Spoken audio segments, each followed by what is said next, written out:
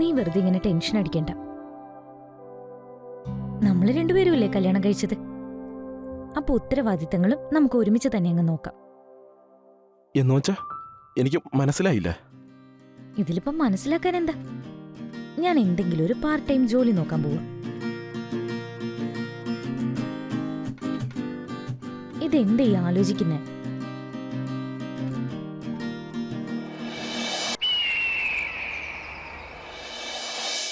നമസ്കാരം, ഞാൻ റാണി ചാറ്റർജി. ഞാൻ വന്നിരിക്കുന്നത് ക്രൈം ചക്രയുടെ പുതിയൊരു എപ്പിസോഡിൽ പുതിയൊരു കഥയുമായി. ഉത്തരവാദിത്തങ്ങൾ ഏറ്റെടുക്കുമ്പോഴാണ് മനുഷ്യന് ലോകത്തിന്റെ ശരിക്കുള്ള സ്വഭാവം മനസ്സിലാവുന്നത്. പലപ്പോഴും ഇതൊക്കെ തന്നെയാവും ഒരു ബുദ്ധിമുട്ടിന് കാരണമാവുന്നതും. ദീപയുടെയും രോഹന്റെയും ലവ് മാരേജിന് ശേഷം അവരുടെ രണ്ടുപേരുടെയും പാരന്റ്സ് അവരുമായി സഹകരിക്കാതെയായി. അവർക്ക് രണ്ടുപേർക്കും അവര് മാത്രമേ ഉണ്ടായിരുന്നുള്ളൂ. രോഹൻ ഒരു ഭർത്താവെന്ന നിലയ്ക്ക് തന്റെ കടമകൾ നിറവേറ്റാൻ ശ്രമിക്കുന്നുണ്ടായിരുന്നു. പക്ഷേ അതൊരു ആത്മാർത്ഥമായിട്ടുള്ള ശ്രമമായിരുന്നോ, അതോ സത്യം വേറൊന്നായിരുന്നോ? ഇനിയിപ്പൊ കാര്യം എന്തായാലും ദീപ എപ്പോഴും രോഹനോടൊപ്പം ഒരു താങ്ങായി കൂടെയുണ്ടായിരുന്നു. അവൾക്കവൻ ഒരുപാട് ഇഷ്ടമായിരുന്നു. ഒരു ഭർത്താവിന്റെ എപ്പോഴത്തെ ശക്തി ഭാര്യ തന്നെയായിരിക്കും. സ്ത്രീയാണ് വീടിനും ജീവിതത്തിനും ഭംഗി കൊടുക്കുന്നത്. ദീപയ്ക്ക് അവളുടെ ഉത്തരവാദിത്തങ്ങൾ നന്നായിട്ട് അറിയാമായിരുന്നു. അതുകൊണ്ട് തന്നെ അവൾ എല്ലാ ബുദ്ധിമുട്ടിലും അവളുടെ ഭർത്താവിനെ എപ്പോഴും സപ്പോർട്ട് ചെയ്യുമായിരുന്നു. ഒരുപക്ഷെ സ്നേഹം കൊണ്ട് മാത്രം എല്ലാ ആവശ്യങ്ങളും നിറവേറ്റാൻ പറ്റില്ലല്ലോ. ജീവിതത്തിൽ നമുക്ക് ഒരുപാട് കാര്യങ്ങൾ നേരിടേണ്ടി വരും, നമ്മുടെ ദുഷ്കരങ്ങളുടെ ഫലങ്ങൾ പോലെ. റോഹന് ടെൻഷൻ ഉണ്ടാവുന്നത് സ്വാഭാവികമായിരുന്നു, പക്ഷെ അതൊരൽപ്പം കൂടുതലായിരുന്നു. പക്ഷെ സത്യത്തിൽ റോഹൻ അവന്റെ ഉത്തരവാദിത്വത്തിന്റെ ഭാരം മാത്രമാണ് ചുമന്നത്. നമുക്ക് നോക്കാം.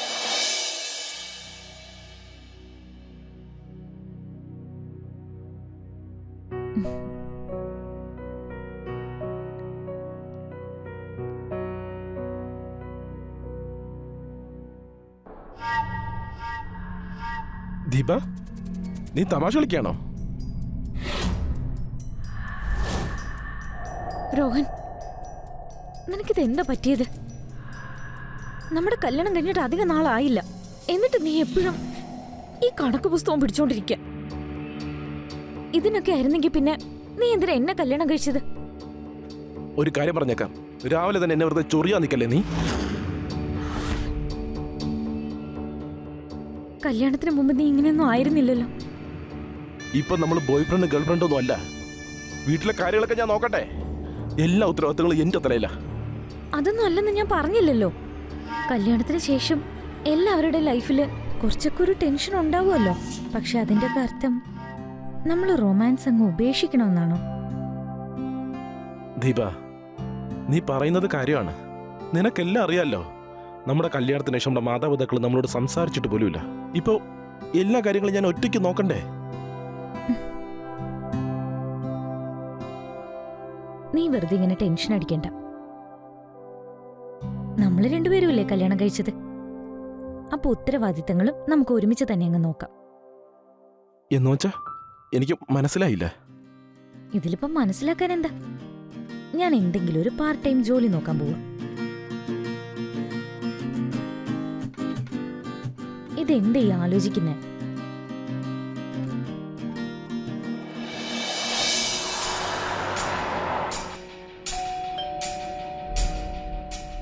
ഇതാരേ ഈ സമയത്ത്?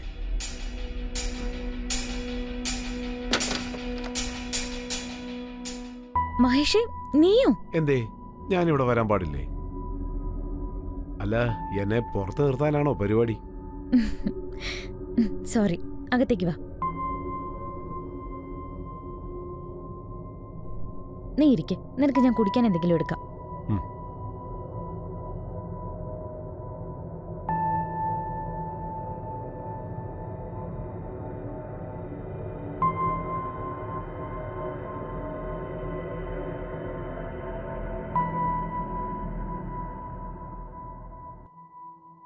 നീ ഇത് എന്താലോചിക്ക മഹേഷ്? നീ ആലോചിച്ചത് എന്താണെന്ന് എനിക്കറിയാം. ഞാൻ ഈ ചെറിയ വീട്ടിൽ എങ്ങനെ ജീവിക്കുന്നതെന്നല്ലേ നിനക്കറിയാലോ മഹേഷേ. എൻ്റേത് ലവ് മാരേജ് ആയിരുന്നു. ഞങ്ങളുടെ വീട്ടുകാരൻ ഞങ്ങളെ ആക്സെപ്റ്റ് ചെയ്യുന്നില്ല. അതൊക്കെ പോട്ടെ, വിട്. നീ പറ, നിനക്ക് എങ്ങനെ ഇവിടുത്തെ അഡ്രസ്സ് കിട്ടിയത്? നീ US-ലായിരുന്നില്ലേ? ഞാൻ നിന്റെ ഫ്രണ്ട് അല്ലേ, അപ്പൊ എല്ലാം അറിയുന്നുണ്ട്. ഞാൻ ഇന്നലെ USA വന്നേ. നിന്റെ കാര്യങ്ങളൊക്കെ അറിഞ്ഞപ്പോ പിന്നെ ഞാൻ നേരിട്ട് വന്ന് കാണാമെന്ന് കരുതി. ഉം. ഓ സോറി, ഞാൻ നിന്റെ ഹസ്ബൻഡിനെ കുറിച്ച് ചോദിക്കാൻ മറന്നുപോയി. ആളവിടെ പോയി, വിളിക്കേ, ഞാനൊന്ന് സംസാരിക്കട്ടെ. ഇപ്പൊ അവൻ ഓഫീസിലേക്ക് പോയേക്കാം. ഏകദേശം വരാറൊക്കെ ആയിട്ടുണ്ട്. അപ്പൊ ശരിയെന്നാ ഞാൻ ഇറങ്ങട്ടെ. എടാ, അല്ല നിനക്കെന്താ ഇപ്പൊ ഇത്ര തിരക്ക്? എന്റെ ഹസ്ബൻഡ് വന്നിട്ട് പോവാടാ, നിനക്ക് പരിചയപ്പെടുകയും ചെയ്യാം. എന്നിട്ട് നമുക്ക് ഒരുമിച്ച് ഡിന്നറും കഴിക്കാം. ഏയ് വേണ്ട വേണ്ട, ഡിന്നർ ഒന്നും വേണ്ട, അത് നമുക്ക് വേറൊരു ദിവസം കഴിക്കാം. പിന്നെ എപ്പോ? നിന്റെ ഹസ്ബൻഡ് എപ്പോഴാ ഫ്രീ ആവുന്നത്? പുള്ളിക്കാരൻ എപ്പോഴാ ലീവ് ഉള്ളത്? ഞായറാഴ്ച. അപ്പൊ ഞായറാഴ്ച വൈകിട്ട് 6 മണിക്ക് ഞാൻ വരാം. ഉറപ്പാണല്ലോ? ഉറപ്പ്. ഇപ്പൊ ഞാൻ ഇറങ്ങട്ടെ, ബൈ. ശരി.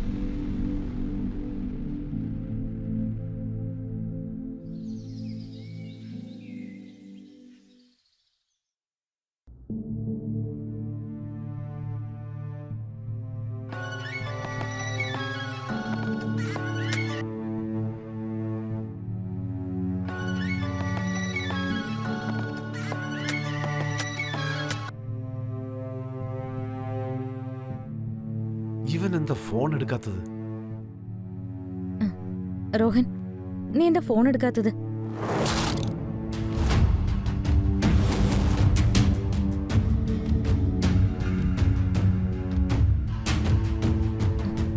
റോഹൻ, ഞാൻ നിന്നോടാ ചോദിക്കുന്നേ.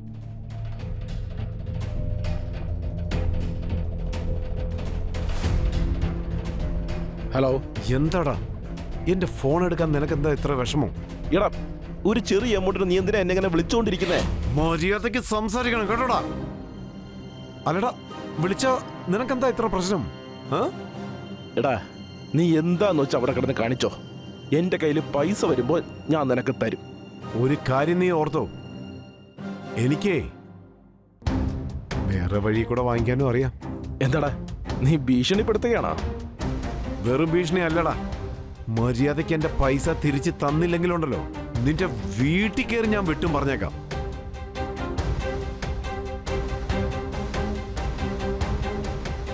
കട്ട് ചെയ്തു. നിനക്കുള്ളത് ഞാൻ നേരിട്ട് കണ്ടിട്ട് തരാവടാ. ആരെ വിളിച്ചേ? ഇതെന്താ ഇതൊക്കെ?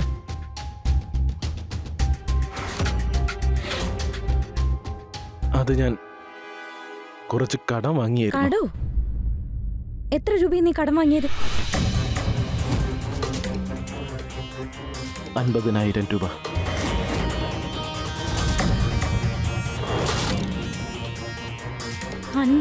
രൂപയോ?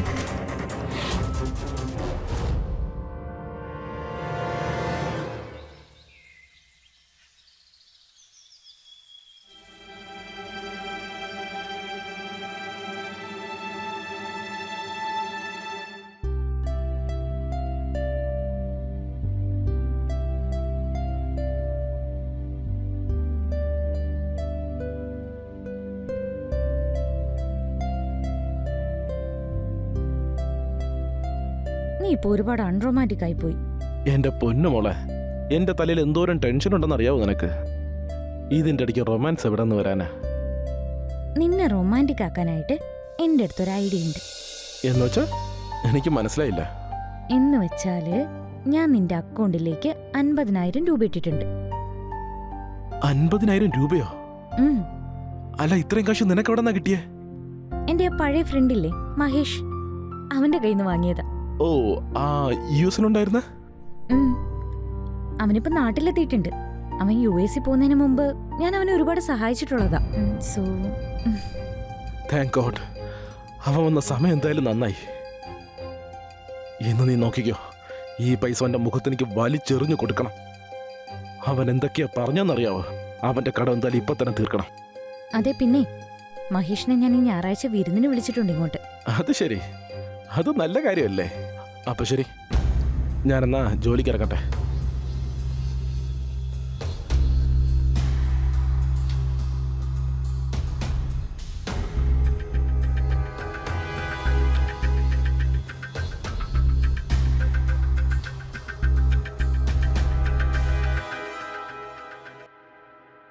ആ, ഞാൻ വീട്ടിൽ നിന്ന് ഇറങ്ങി, ഇതാ ഇപ്പൊ എത്തും.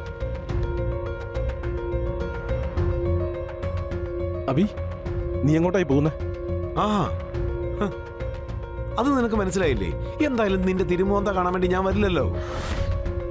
നിന്റെ മറ്റടുത്ത ചോദ്യം ചെയ്യൽ നിർത്തിയിട്ടേ ഇപ്പൊ തന്നെ പോയി പൈസ എടുത്തോണ്ട് വന്നിട്ട് എന്റെ കൈ താടാ.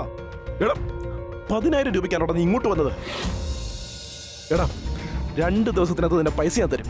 2 ദിവസം നീ എനിക്ക് സമയം താ. നാളെ ഒരു ക്രിക്കറ്റ് മാച്ച് ഉണ്ട്.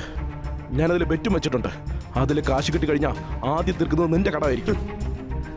വാചകം അടിച്ചു വീഴ്ത്താൻ നിന്നെ കഴിഞ്ഞിട്ടേ ആളുള്ളൂ. ആ, ഇതൊക്കെ എവിടുന്നാടാ പഠിച്ചത്?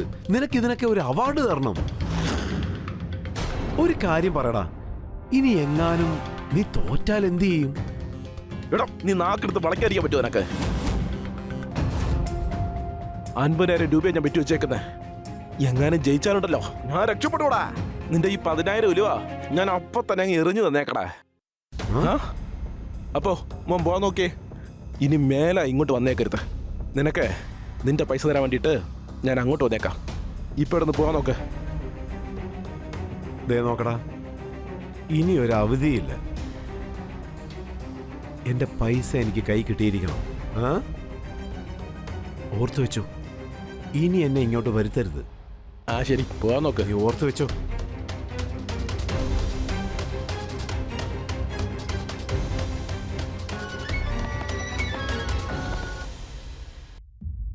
ആ, ആരോ?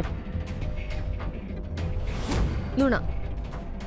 ഒരു നുണയെ മറയ്ക്കാൻ വേണ്ടി 10 നുണ. 10 നുണയെ മറയ്ക്കാൻ വേണ്ടി 100 നുണ. അങ്ങനെ പയ്യെ പയ്യെ മനുഷ്യൻ നിലയില കയത്തിലേക്ക് മുങ്ങിപ്പോവും.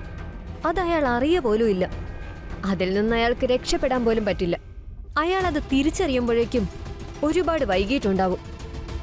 പാവം ദീപ അവളുടെ ഭർത്താവ് പറയുന്ന നുണയെല്ലാം വിശ്വസിച്ച് അവൻ 50,000 രൂപ നൽകി. പക്ഷെ അവളെപ്പോലും വഞ്ചിച്ചുകൊണ്ട് അവളുടെ സ്വന്തം ഭർത്താവ് അവളെ പറ്റിച്ചുകൊണ്ട് ചൂത് കളിക്കുമായിരുന്നെന്ന് അവൾക്കത് മനസ്സിലാക്കാൻ പറ്റിയില്ല.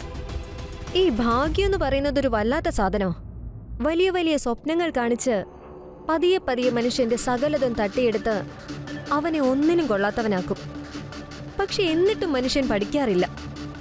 അവൻ വീണ്ടും വീണ്ടും തെറ്റുകൾ ആവർത്തിച്ചുകൊണ്ടിരിക്കും. അവസാനം ആ തെറ്റുകൾ ഓർത്ത് പശ്ചാത്തപിക്കുക എന്നല്ലാതെ മറ്റൊന്നും അവന് ചെയ്യാൻ കഴിയില്ല. ഈ ഭാഗ്യാന്വേഷണം മനുഷ്യനെ ചിന്തിപ്പിക്കാനുള്ള കഴിവ് തന്നെ നശിപ്പിക്കും. അവന്റെ വിവേകം ഇല്ലാതാവും. അവന് ശരിയും തെറ്റും തമ്മിലുള്ള വ്യത്യാസം മനസ്സിലാക്കാനുള്ള കഴിവ് നഷ്ടമാവും. ചൂതാട്ടം എന്ന ഈ ദുശീലം ദീപയുടെയും രോഹന്റെയും ഈ ജീവിതത്തിലേക്ക് എന്ത് പ്രശ്നമാണ് കൊണ്ടുവന്നത്? നമുക്ക് നോക്കാം. മഹേഷ്, നീ എനിക്ക് വേണ്ടി ഇത്രയൊക്കെ ചെയ്തതല്ലേ? ഞാൻ എങ്ങനെ ഈ കടം വീട്ടേണ്ടത്? ദീപേ, എനിക്ക് പൈസയ്ക്ക് ബുദ്ധിമുട്ടുള്ള സമയത്ത് നീ എന്നെ കുറെ സഹായിച്ചിട്ടുള്ളതല്ലേ. ഇപ്പൊ ഞാൻ സഹായിക്കുന്നു. സിമ്പിൾ.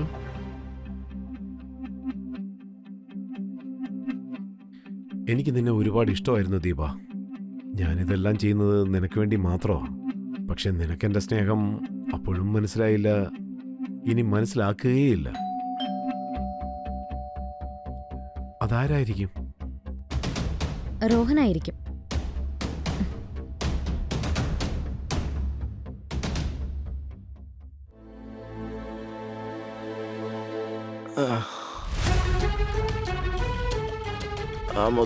രോഹൻ,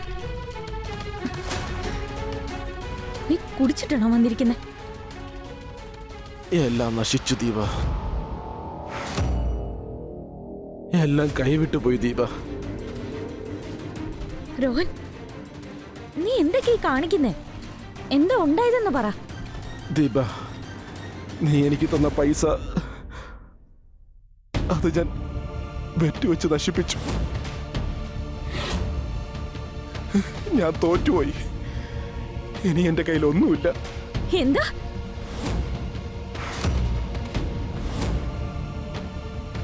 ദീപ, എനിക്ക് തെറ്റ് പറ്റിപ്പോയി ദീപ. എന്നോട് ക്ഷമിച്ചേക്ക്.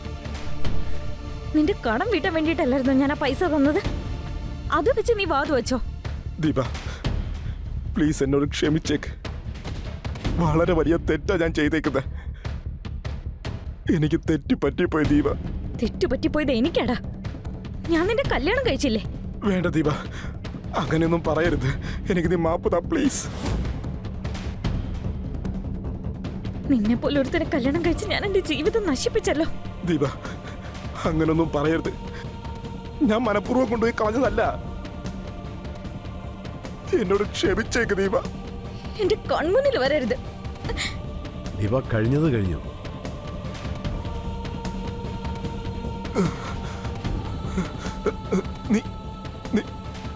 നീ ആരാ? ഇതാണ് മഹേഷ്. നമ്മുടെ ഒപ്പം ഡിന്നർ കഴിക്കാൻ വേണ്ടി വന്നതാ. എന്നിട്ട് നീ സാരമില്ല ദീപ, ഒരു തെറ്റ് പറ്റിയതല്ലേ. പൈസയുടെ കാര്യം ഓർത്താണെങ്കിൽ അത് ഞാൻ നോക്കിക്കോളാം. ഓക്കെ? താങ്ക്സ്. നീ ചെയ്യുന്നതിനൊരു പരിധിയില്ലേ മഹേഷ്? എന്റെ പൊന്ന് ദീപേ, എന്തിനാ ഈ ഓവർ റിയാക്ട് ചെയ്യുന്നത്? ഇദ്ദേഹത്തെ കൊണ്ടുപോയി കൈ മുഖമൊക്കെ കഴുകുക. ബാക്കി ഞാൻ നോക്കിക്കോളാം.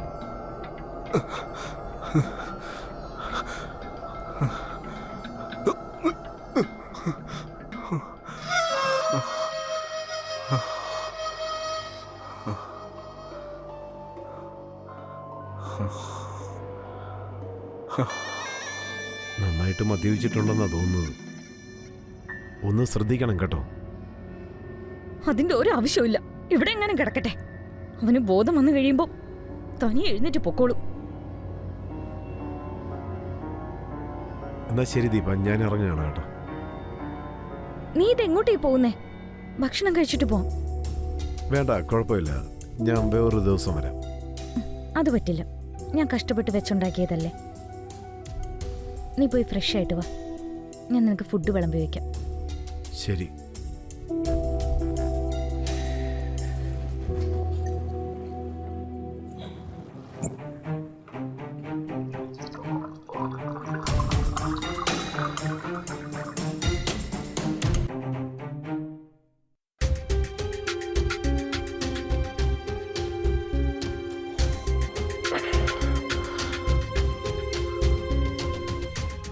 രോഹൻ, ഒന്ന് എഴുന്നേക്ക്. രോഹൻ, ഒന്ന് എഴുന്നേക്കാൻ. നീ ആള് കൊള്ളവലോടി. താൻ ആരാ? എന്നെ വിടാൻ. താൻ ആരാണെന്ന്? ഞാനോ? അപ്പോ നിന്റെ ഭർത്താവ് എന്നെക്കുറിച്ചൊന്നും പറഞ്ഞില്ലേ? എങ്കിൽ ഞാൻ പറഞ്ഞു തരാം മോളെ. നിന്റെ ഭർത്താവ് എന്നോട് നിന്നെ വാത് വെച്ച് കളിച്ച് തോറ്റു. അപ്പൊ നീ ഇന്നു മുതല്, അയ്യോ അല്ലല്ല, ഇപ്പം മുതല് എനിക്ക് മാത്രം അവകാശപ്പെട്ടതാ. മനസ്സിലായോ? എന്റെ പ്രോപ്പർട്ടിയാ നീ. മനസ്സിലായോ? എന്നെ വിടാൻ. എന്താ ഇതൊക്കെ? ഞാൻ പറഞ്ഞിട്ട് വിശ്വാസമായില്ലേ? ഇനി പൊട്ടം പറഞ്ഞാലേ നിനക്ക് വിശ്വാസമാവത്തുള്ളൂ. നീ ഇങ്ങോട്ട് വന്നേ, ചാടി പോവല്ലേ. അങ്ങനെ നിന്നെ വിട്ടുകളയാൻ പറ്റുമോ ചക്കരെ? വിടാനല്ലല്ലോ ഞാൻ പിടിച്ചത്. ഞാൻ നിന്നോട് ഒരു കാര്യം കൂടി പറയാം, ശ്രദ്ധിച്ച് കേൾക്കണം. നിന്റെ ഈ ഭർത്താവിനുണ്ടല്ലോ, കള്ളിന്റെ കൂടെ ഉറക്ക ഗുളിയും കൂടി ചേർത്താണ് ഞാൻ കൊടുത്തിരിക്കുന്നത്. ഇനി നേരം വെളുക്കുന്നത് വരെ അവൻ എഴുന്നേക്കാൻ പോകുന്നില്ല. എന്റെ പൊന്നു ചക്കരെ, നീ എന്റെ മാത്രമാണ്. കൊതി തീരും വരെ നിന്നെ എനിക്ക് വേണം. ഇടി, അങ്ങനെ വിടാനാണോ ഞാൻ ഇത്രയും കഷ്ടപ്പെട്ടത്? ഏയ്, നിന്നെ ഞാനൊന്ന് ശരിക്ക് കാണട്ടെ. കണ്ടിട്ട് തന്നെ മത്ത് പിടിക്കുന്നു. നമുക്ക് രണ്ടുപേർക്കും കൂടി ഇനി അടിച്ച് പൊളിക്കാം മോളെ. വിടടാ, വിടാനാ പറഞ്ഞ? നീ ആരടാ? വീട്ടിൽ കയറി പോക്കൃത്തരം കാണിക്കുന്നു. മര്യാദയ്ക്ക് വിടടാ.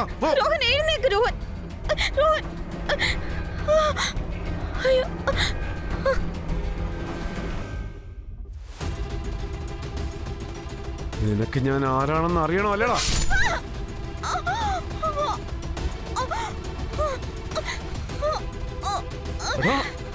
ദീപ,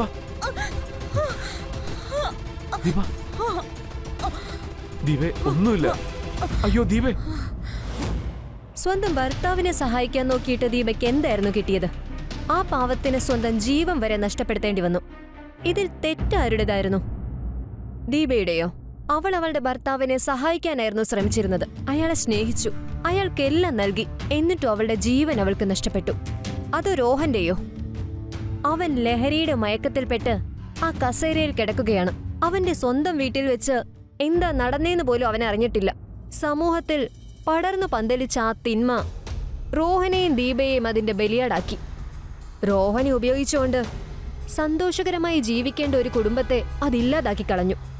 റോഹനെ കല്യാണം കഴിക്കുന്ന സമയത്ത് ദീപ കണ്ടിരുന്ന എല്ലാ സ്വപ്നങ്ങളും ഇന്ന് അവളോടൊപ്പം തന്നെ ഈ ലോകത്ത് നിന്നില്ലാതായി. തെറ്റ് ചെയ്ത ഒരാളും ശിക്ഷ അനുഭവിച്ചത് മറ്റൊരാളും. ഇതാണ് ഈ ലോകത്തിന്റെ നിയമം. ഒരാളെ തെറ്റ് ചെയ്തതിന്റെ ശിക്ഷ ചിലപ്പോൾ അയാളുടെ കുടുംബം അനുഭവിക്കേണ്ടി വരും. ഇങ്ങനെയുള്ള തിന്മകളെ സമൂഹത്തിൽ നിന്നില്ലാതാക്കേണ്ടതാണ് നമ്മുടെ ലക്ഷ്യം. അല്ലാതെ ആർക്കറിയാം, ദീപയുടെയും രോഹന്റെയും പോലെയുള്ള കുടുംബങ്ങൾ ഈ തിന്മയിൽപ്പെട്ട് ഇനിയും ഇല്ലാതാകുമെന്ന്. പക്ഷെ ഇതുപോലുള്ള തിന്മകൾ പൂർണ്ണമായും ഇല്ലാതാക്കാൻ പറ്റാത്ത രീതിയിൽ മനുഷ്യരുടെ മനസ്സിൽ കേറിക്കൂടിക്കഴിഞ്ഞു. പണക്കാര് മുതൽ പാവപ്പെട്ടവർ വരെ ഒരുപാട് ആളുകൾ ഇന്നിതിൽ പെട്ടുപോയിട്ടുണ്ട്. അപ്പോൾ ഇതിൽ നിന്ന് രക്ഷപ്പെടാൻ ഒരു വഴിയുമില്ലേ? ഒരു ചെറിയ തുടക്കമാണ് വലിയ വലിയ മാറ്റങ്ങളുടെ തുടക്കമായി മാറുന്നത്. നമുക്കും ഒരു ചെറിയ തുടക്കത്തിലേക്ക് ചുവടുവെക്കാം. ഈ സാമൂഹിക വിപത്തിനെതിരെ നമുക്ക് മുന്നേറാം. ഇപ്പോൾ ഞാൻ നിങ്ങളോട് വിട പറയുകയാണ്. നമുക്ക് വീണ്ടും കാണാം ക്രൈം ചക്രയുടെ പുതിയൊരു എപ്പിസോഡിൽ പുതിയൊരു കഥയുമായി. ജാഗരൂകരായിരിക്കുക, സുരക്ഷിതരായിരിക്കുക. ജയ് ഹിന്ദ്.